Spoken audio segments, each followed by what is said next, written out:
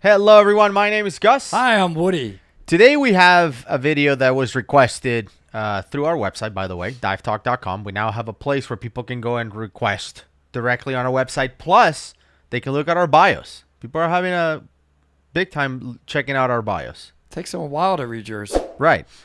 So anyway, this title of the video obviously caught my attention. It's called 5 Bizarre Cave Diving Deaths. Wow. I haven't seen it. So Either have I. I don't know if the guy is a cave diver himself. I don't know if he's a non-diver. I don't know. As we see it, we'll probably be able to tell if this guy knows what they're talking about or not.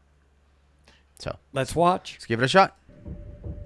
In the pitch black darkness, at a deadly depth, Oh, a boy. diver took his last breath and started thrashing with all his might. Well, Get that From chat, every side, ChatGPT we ready. got he was squeezed by ChatGPT involved rocks, again. And the only thought on his mind was survival. For a moment, he felt the relief of having broken free from his captivity, but he was met with nothing but boundless darkness that was no less suffocating than the lack of oxygen. Panicking, with no hope of staying alive, he swam into the unknown. Nevertheless, he had a safety rope, extra gas tanks, a companion, and state-of-the-art equipment. But can any of these things guarantee survival underwater? What are the chances of escaping if you're out of oxygen? Okay. What about if your equipment malfunctions? And what do divers really look for in the deadly depths? Okay, hold Most on one of us second. Hold on one second. What? Why are all those people in those videos cave diving with no fins? Did you notice that? Wow, I didn't pick up on that. Not a single fin on site. Now, the fact that he said safety rope and the fact that he said you run out of oxygen already, it's a, I thought you were pausing And then because I've ChatGPT. never seen a coral reef and a turtle in a cave. I don't know where this is coming into play. So that's interesting. all right. Associate diving with beautiful coral gardens and marine life observation. Is this a But deep cave? water plunges performed by professionals have nothing to do with it, especially when it comes to cave diving, one of the most complex and dangerous kinds of underwater swimming. Oh, That's this is why the skeleton. professionals in this trade can be regarded as the best divers in the world. And In then us. 1991, the best of the best were Parker Turner Except and for Bill us. Gavin. They led the most experienced and well-equipped team of cave divers in the world Wait, let's to check explore X-ray. one of the most popular underwater cave systems, Indian Springs in Florida, United States. On the surface, this place looks like a small body of water that's with a rocky actually floor and Ginny a hole Springs. in the center. That's But not the opening is actually the entrance to underwater caves, which are That's- over 3 kilometers, 200 meters long. Turner and Gavin had spent 2 years planning to inspect and map the unexplored part of the Indian Springs Tunnel, which started at a depth of 90 meters. Although they had Deep. an entire team of divers, only the 2 of them were supposed to go through the so-called restriction, an extremely narrow deep water tunnel set at a depth of 37 meters. Finally, on November 17th, 1991, the submersion started. But before that, the divers threaded a rope through the restriction to be able to orient in space even in the conditions of poor visibility. They also left decompression tanks a few meters away from the exit. Okay. The thing is, you can't simply reach the depths or go back up fast. With the first option, you're going to get a case of the so-called depth intoxication. When What? the consciousness Hold on, can you dims, pause it? the Wait. movement Wait, becomes what's slow, it called? and you What? Is that a new thing? that we Maybe I know didn't about? understand the word. What did he say? Depth intoxication. Intoxication. Well, okay. Let's not be overcritical. He's talking about somebody being narked. Is he? I think so. Okay.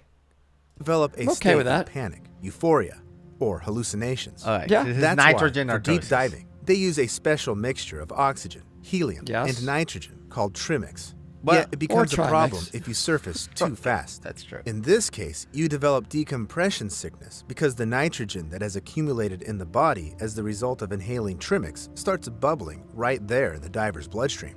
To prevent this, we need decompression, a slow, often multi-hour ascent, in the course of which Okay. people are suspended in the True. depth of water, waiting for the extra nitrogen to leave their bodies in the process of breathing. So when Bill Gavin and Parker Turner finally at all those submerged in the bottles. Indian Springs cave, they were breathing trimix. Meanwhile, the divers who remained in front of the restriction were using compressed air. This same substance was in the decompression tanks. Gavin and Turner successfully passed the narrow tunnel at the entrance, and for around 25 minutes, They happily explored the undiscovered caves. They had moved 457 meters away from the entrance when their devices indicated they were halfway out of air. Exactly, It was time to go back. 457. So Gavin and Turner started the ascent. But approaching the restriction, the men saw clouds of mud. They couldn't understand where they came from, but the closer they got to the exit, the worse the visibility became. At some point, they had to rely exclusively on the safety rope for orientation. But at some point, it got cut short. The rope led them to a dead end and was coming out of a pile of rocks and sand. Gavin and Yeah, so they had a cave collapse. I remember this incident at Indian Springs. By the way, Indian Springs, perhaps the most beautiful cave in Florida, closed. You been there? Oh, that's Close. right. Didn't they did they explode it on purpose? No, the, no, the no. sheriff? It's not exploded. That's It's not the one that property. they blew up to close. From what I understand, the property that has the entry to the cave system. It's owned by, I think it's either the Boy Scouts or Okay. I don't know. One of those organizations, and they use it for like summer camps and stuff, and they don't allow any diving. I see. If you're watching this from the Boy Scouts, if you know who owns this thing, please, we would love to go in and dive because it's diveable. We actually reacted to a dive at Indian Springs. I'm gonna leave the link up here, but it just looks gorgeous. This cave is, and is massive. Besides the restrictions, it's a massive cave. But the what he's talking about is basically the line going into the wall. I mean, imagine you're following the line, like, oh man, visibility is terrible. What happened? And then you just hit a wall. And there's no other line to feel around and keep going? The line Just goes stops? into the wall. That's unnerving. That would be a very bad feeling. Bad day. Turner exchanged nervous glances, realizing that the restriction had collapsed. The men tried to clear the passage, but the moment they got rid of one rock, another one fell in its place. Oh, man. Besides, Yeah. their activity stirred up even more mud, and the divers couldn't even see each other anymore. Finally, they were forced to swim back to clearer water and think about what to do next. Yet, upon looking at their manometers, the two friends realized they only had 10 minutes worth of oxygen left. Bill Gavin decided to look for another exit, despite knowing it didn't exist. And when he returned to the spot where he'd left Parker Turner, the man wasn't there. Bill thought his friend had gotten out, and, full of hope, he swam to the restriction, but reaching it made him shiver with horror. Gavin understood that his companion was stuck with no chance of going back or air to keep waiting. Yet, it looked like he took his last breath, left his equipment, and swam forward in the hope of reaching the extra air tanks. Whatever had happened, there appeared a small passage in the blockage, and Gavin managed to squeeze himself through. By this time, he had oxygen for around 30 seconds, so Bill swam as fast as he could. The visibility was close to zero due to the mud clouds, but he hoped to see Parker any second. Suddenly, Bill's air had run out, and, holding his breath, he managed to use all of his remaining capacity to reach the life-saving oxygen. But Turner wasn't there. At that moment, Gavin realized his friend had died. The rescue squad was able to confirm this only the following day when the mud clouds in the cave settled a bit. Turner's body was found just 30 meters from the extra oxygen tanks. Oh, well, that He was guy the looks world's amazing. best cave diver and fought until the very end. But I mean, I don't know about calling him the world's best cave diver. I mean, it's hard to tell who's the best, even today, with all the information that we have. But the point is, they were very, very experienced cave divers, like elite cave divers. And what happened was they got to this place, the whole thing got collapsed on top of the line, and they started trying to dig themselves, like, okay, the line is going this way, let's dig. They couldn't figure it out. They were running out of air. They were in open circuit. They were running out of air, and apparently, Gavin did a final attempt to, like, they found like a little hole and said, maybe I can go no mount to the other side of the restriction, no mount, no tanks, to try to find the deco bottles that are on the other side. That was basically what they assumed it happened. One of them made it, one of them did not make it. Now the question is, taking a second, and I know this is kind of a morbid conversation, but what would you do if, like, the two of us are following the line and we get to a wall? Listen, it's easy to tell you I would do everything in my power. I would have to really focus hard to try to be calm. Right. Because at first I'm going to be like, oh my God, you are going to have a moment of I'm freaking out, like we could die. You Yeah. are. Just think about it. You really would have that moment in your brain. And then course. you've got to force yourself, or you could really cause a lot more damage. Calm down. Get your breathing under control. This is what I think I would do. It's easy to say. Yeah. And I know would- people are leaving comments like, no, you're an idiot. You wouldn't do that. I know. I don't know if I could do that. I'm not everybody- bragging. I'm telling Yeah. you what I would want to try to get myself to calm down. Could I? I don't know, guys. I've never had it happen. I would try my hardest, and then we would have to be deliberate. And of course, you've got to dig. I mean, there is nothing else you can do, and just try your best to dig your way out. Now, the question I would have also would I be, hey, let's go back on the rope. We're on a rebreather. Let's go back to get to visibility so we can write notes We can talk about it. and we can talk, right? Because right there, maybe we don't even know what happened. Maybe did this collapse or am I in a different line? Yeah. Like Could be there's a line confusion. trap or something, yeah. So I would want to get to a place where you and I could, what's going on, and think. Yeah. It would be scary. You know, and breathing is one of those things that you don't know that you're breathing until you pay attention to your breathing. So I do think that if you go in that headspace of, okay, I need to calm down, and like you try to breathe, like, okay, now I'm gonna focus on breathing and I'm gonna try to calm down. I do think that you can control it better than just having your brain focus on what now? What do we do now? Oh my God. Oh no, there's a wall. Oh, there's like if your brain is so focused on that, it's not focused on your breathing, and you're over breathing. Now we happen to be on a great place, which is we dive rebreathers, right? And with rebreathers, in like our worst case situation, we would have hours to dig ourselves out. These guys, I mean, I don't know if this is an exaggeration for the video. They were talking about like 30 seconds left of it. Like, I don't know how you even know that. But this guy was down to his last few breaths. With a rebreather, you know, let's say we do a long dive, like a 3-hour dive. I've talked to Ed, for example, and he said he's pushed his Zorb to 11 hours, 12 hours. We're not saying you should do that. Absolutely not. But he, like us, he likes to tested. test stuff. Just like we flooded the Psychic, right? The Kiss Lunar to see if it really works after, you know, you flood it.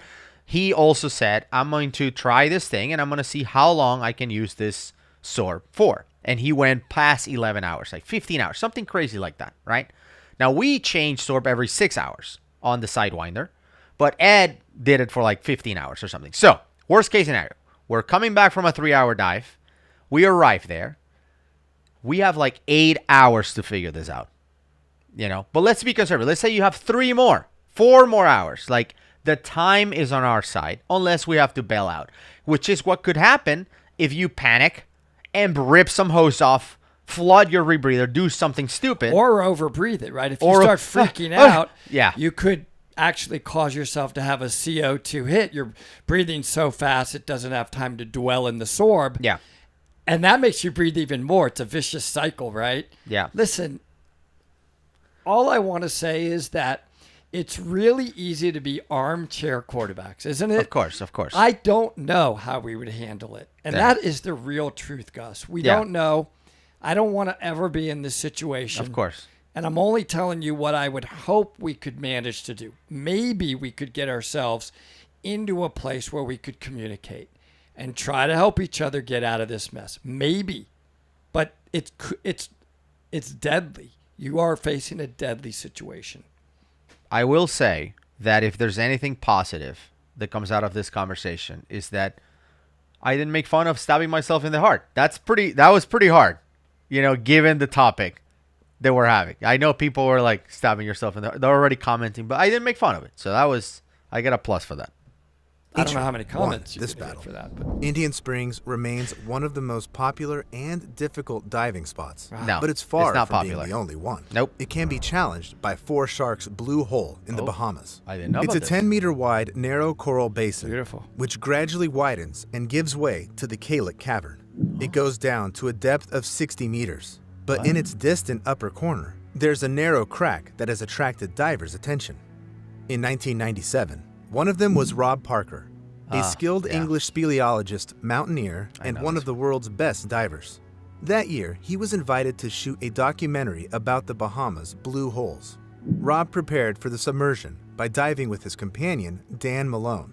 For 10 days straight, they descended to a depth of over 106 meters near four sharks, but didn't enter the cave itself.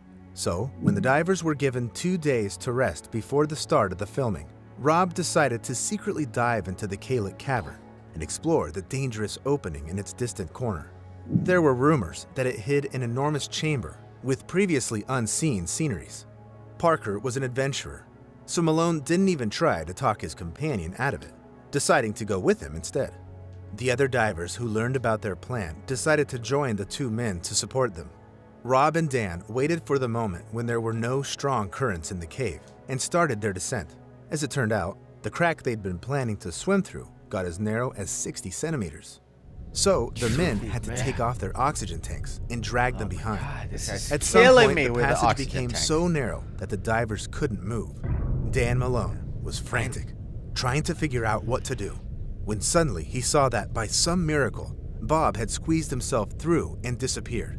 Eventually, both of them ended up in a giant undiscovered cave with breathtaking views. Wow. But almost right away, they had to go back since, because of the passage being so narrow, they'd only taken small oxygen tanks with them. Astonished and sad, the divers began their journey back.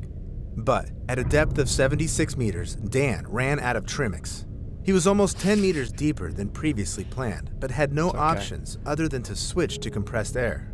At this depth, it was dangerous. Wow, that's and Dan so immediately dangerous. started Can experiencing we pause it there for a severe second so dizziness. we can explain it? It was night.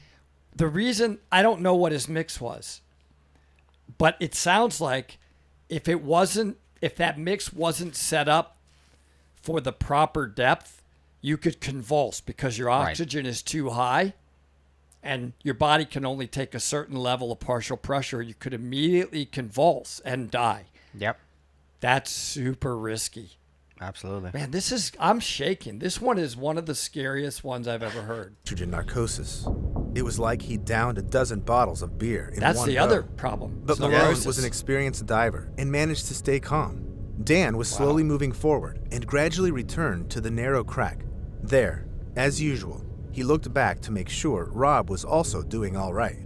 It took the diver a few seconds to realize that right at that moment, his friend started to go down to the bottom. Dan hurried downward and finally caught Rob's leg. The man seemed to be breathing. Bubbles were coming out of his mouthpiece, but that didn't reassure Dan Malone. Firstly, he had lost both of his flippers, which slowed him down significantly. Secondly, flippers he had is to okay. push the unconscious That's all that I Rob know through a you're- narrow tunnel. guy's Thirdly, killing me. the diver felt the current in the cave become much stronger. But before Dan started seriously worrying, all of a sudden, Rob came around and swam forward cheerfully. Dan couldn't believe his own eyes, but felt incredible relief. I bet. Finally, both divers imagine the entered the relief? narrow crack leading to the exit and the extra oxygen tanks. But it turned out getting them wouldn't be easy at all. He's killing me with the oxygen and the Trimix and the flippers. But I have a question for you. So let's say we're diving at the Cannon Cave, whatever cave, and I lose both my fins. Do you give me one and like we just do one in one fin and I just think so. Yeah? And hold on to each other. right? I give you a left one. I have a right one. Our two legs in the middle are touching, and they don't do What? anything. I mean, we would pair You mean up. like, oh yeah, So like that? Those potato there's sack room, races. So we're next to each other. Yeah. We got a fin here and a fin here. These two legs are useless now. I mean, you got to do something. Or I could pull you. I could try to just keep mine on and pull you. That's a good question. Like, please don't leave know. a comment below. What do you think it would be best? Let's try Just it. one diver with two fins pulling the other How about we with try no it? fins, or each diver with one fin I'd like to try it. separately or together? Because Let's that's try it. another thing. You know, like we don't have to potato sack race this. Like be to tether. You know, like you go ahead and I go ahead, and we just see how you do what we And want. imagine if your left foot kick is more powerful than mine or whatever. I'm like, stop it! You're pulling me left. You're going in circles. It could be a total mess. I think potato sack racing that's not gonna work. tough. Yeah. Anyway, At some point, the current got so strong the men had to hold on to the safety rope so as not to drift back. They were literally using their arms to pull themselves forward as if climbing up a rope. Finally, How strong having the current exerted gargantuan efforts, Dan managed to break free from the deadly trap. He grabbed one of the extra decompression tanks before he ran out of air completely. And, just like in the previous story where Bill Gavin was hoping to see his mate Parker, Dan Malone directed his flashlight at the crack in the rock, waiting for Rob. But Rob wasn't coming. Dan was running out of time. He was still under the influence of nitrogen narcosis and had too little oxygen. So the man signaled to the support diver, Tom, to help Rob. Alas, Tom turned out too bulky to pass through the crack. Moreover, he was running out of air as well. Dan Malone was horrified to realize he only had two options: to rush to Rob's rescue and inevitably die, or spend 3 hours undergoing decompression to bring back the news that Rob would not be coming back. Dan chose the second option, and Rob's body was recovered and resurfaced only a few days later when the currents weakened. But every diver reaching significant depths knows there's a risk of remaining underwater forever. Getting a dead diver's body to the surface may sometimes be extremely challenging, Free diver. or even impossible. By the way, Especially if the diver died at extreme depths, Rob like Parker's in body Bushman's Hole. It's a giant recovered by well-like Brian cave Kakar. with a depth of 283 He did that meters. recovery, yeah. Yet it's located not in the ocean, but at a private farm in South Africa, at over 1,500 meters above the sea level. That's why, technically, submerging to its floor is equivalent to descending to the depth of 339 meters. To be more precise, that's the depth for which the decompression plan is calculated, since this process also has to do with pressure. And at the altitude of 1.5 kilometers, it's not the same as at the sea level. The process is so complicated that the mark was reached for the very first time by the legendary diver Nuno Gomes in 1996, setting the world record for the deepest cave submersion. The descent took him around 14 minutes, and the decompression lasted for over 12 hours. What was the depth? Now you understand You just know? how dangerous 300 and 300 complex something the meters, task like of 1,000 conquering feet. the Bushman's Hole Yeah. is, and why the cave Open is such circuit, a lure by the for way. He divers did it in from open all circuit. over the world.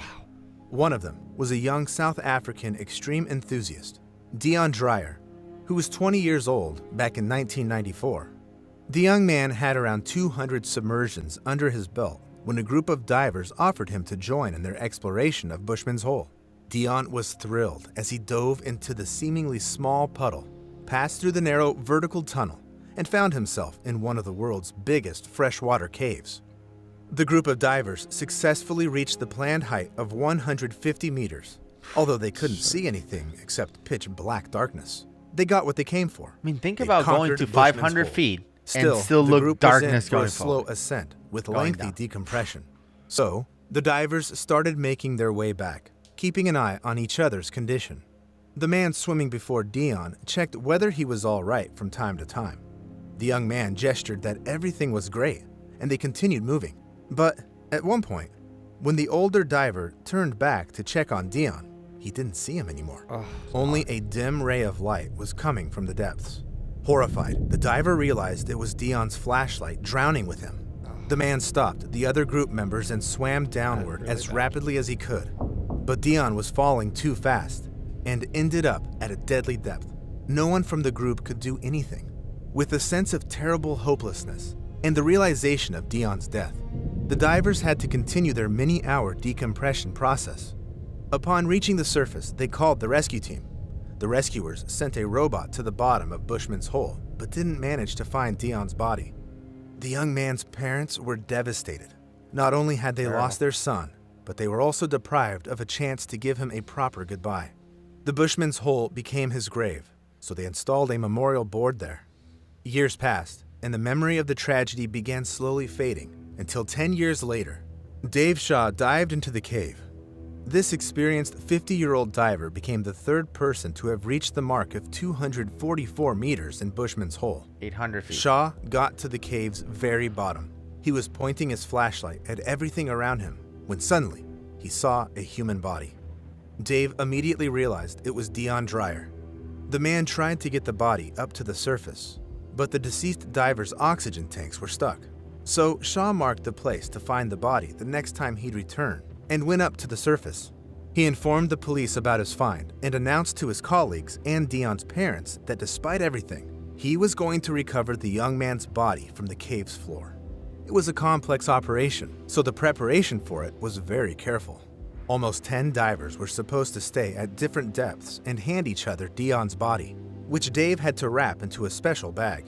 The operation started in the morning of January 8, 2005. Everyone assumed their positions, and the diver closest to Shaw was watching his flashlight move near the bottom, waiting for the man to start ascending. But things didn't go quite as smoothly for Shaw. Upon reaching the place where he'd previously found Dion, the man saw that only his equipment was still there, and the body itself had drifted away. Shaw started looking for it, and finally saw it in the depth of water nearby. Still, this complicated Shaw's task, so he took longer than he'd calculated. Meanwhile, the diver above him noticed Dave's flashlight start to move quickly and finally stop. The man waited and looked at the spot of light at the bottom intently, but it remained in one place. Eventually, the diver decided to go deeper to check how Shaw was doing. What he saw shocked him. Dave was lying lifeless on the floor of the cave. No diver on the team was qualified enough to go to the bottom of Bushman's hole, so it was impossible to help Shaw, even if he was still alive. Dumbstruck by what he'd just witnessed, the diver wrote something on a special board and passed it on to his partner above. In this way, the writing reached the surface, and everyone found out that Dave wasn't coming back. Considering the difficulty of submerging to the bottom of Bushman's cave, everyone had to accept the gruesome reality that Dave and Dion might remain there forever. And he Shaw's did say, team and Dreyer's remember, parents were if devastated. I die, don't come Yet get there me. was nothing Dave they Shaw. could do, so they started packing to leave this deadly place as fast as possible. But before they drove off, something incredible and unexpected happened. Bubbles appeared on the water's surface, followed by the bodies of Dave and Dion. It's unclear exactly why and how it happened, but Shaw managed to get the deceased diver to the surface, even if at the price of his own life. Wow. We know that at Crazy. least 4 divers have lost their lives in Bushman's Hole, yet it remains a mecca for the experienced enthusiasts of the extreme. Our I would say friend, not just experience, like this is another level. Let's just put it in perspective. Like I'm never going to do that. our friend Dr. Harry, Yeah. Richard Harris, was just at Bushman's Hole, and he went down to, I think it was 800 feet or something Did like he that. do it with, is that the hydrogen dive? Yes, and he went down First all time. the way, and he ran into some issues. I don't want to disclose everything that happened, but yeah, he had a close call. Yep. Thank goodness he's okay. Yep, very very proud of Harry. So I'm glad he pulled through and look Like forward to what yeah. these guys are, another level. Like, okay, we think, Gus and I, we do some cave diving. They're already lying in there.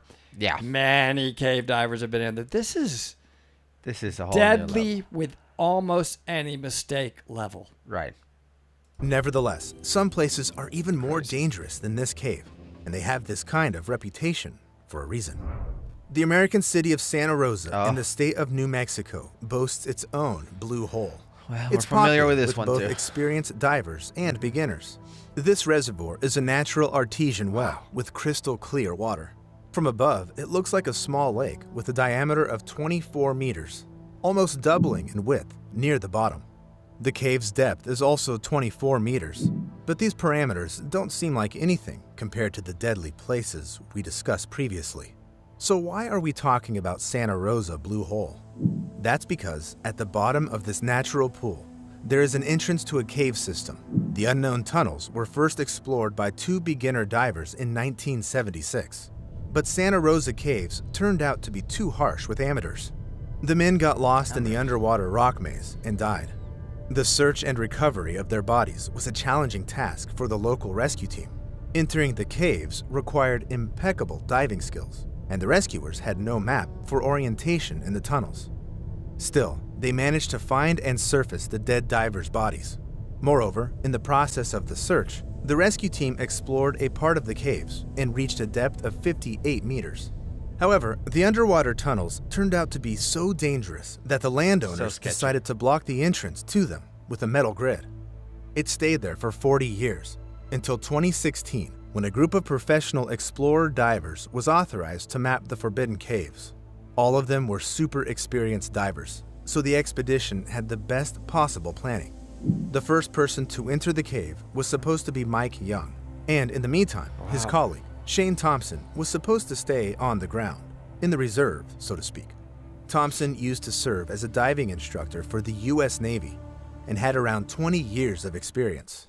Maybe that's why he didn't want to wait and dived into the blue hole together with Young.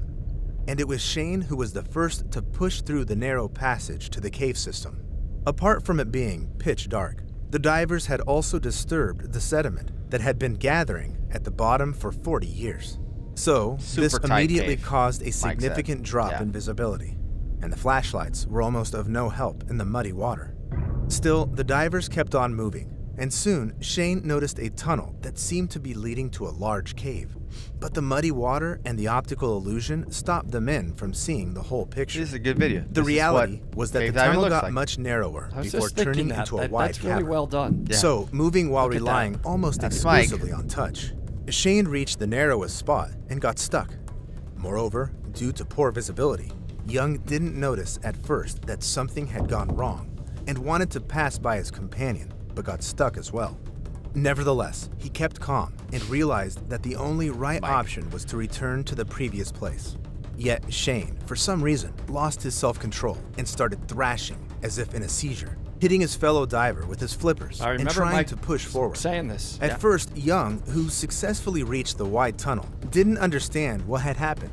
He waited for Shane to come back, but the man was taking very long. Young approached the narrow passage again and was astounded to see that Shane was gone. Young managed to get his head and arm with the flashlight through the crack, but Shane was nowhere to be found.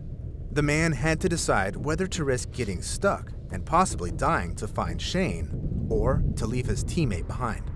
For Young, it was an obvious choice, so he slowly started moving forward. It took a very long time, but the diver reached the next cave. He swam to the widest tunnel, hoping that Shane had done the same. And finally, at the end of an extremely steep and narrow passage, Young saw his fellow diver, dead. It shook the man deeply, and he realized that now he had to fight for his own life to make it back to the surface and inform the others of his teammate's death. With that tear, Young used dry up suit, all of by his the way. energy Remember and before oxygen supply, but Yeah. eventually managed to get out. However, getting Shane's body back to the surface took a long time and a big team. Yeah, No one next day. understood exactly what had happened and why, but the death of a professional like Shane was proof that cave diving can be deadly, regardless of the diver's skill level and experience. Yeah. The Santa Rosa tunnels were closed forever, and a memorial board was installed nearby. Although these tragedies cast a shade upon the history of diving, approximately 6 million people in the world continue doing it.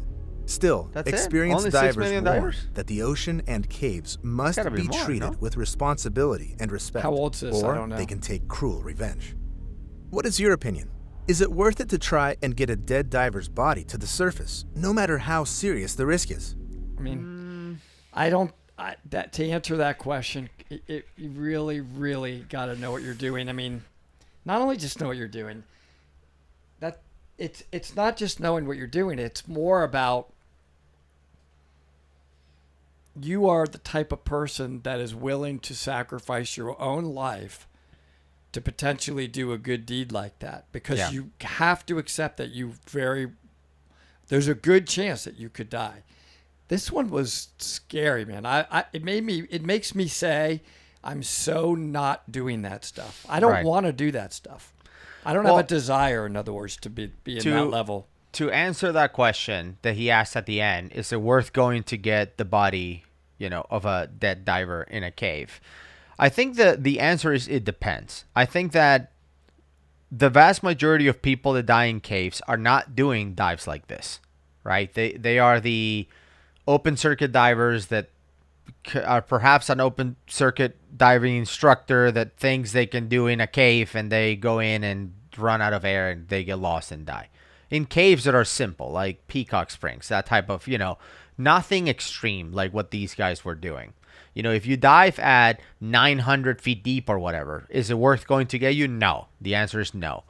But if you died in a cave where, yeah, you're risking your life because you're having to bring somebody out, I think it's worth going and getting them out. I don't think there's a cave in the world where I could be in and I would die where Ed Sorensen wouldn't be able to go and get me out. You know what I'm saying? Like, there's no place that is so dangerous that Ed would be like, I'm not gonna go that you're willing to go to. Right, that I'm willing to go to. So I think in the vast majority of scenarios and cave diving deaths, the people that actually do that, body recovery, like Ed and Mike and Brian Kaycock and Patrick Whitman and all these experts, right, that are out there doing this work, they are, in the vast majority of cases, way more skilled and capable than the people that died in the cave.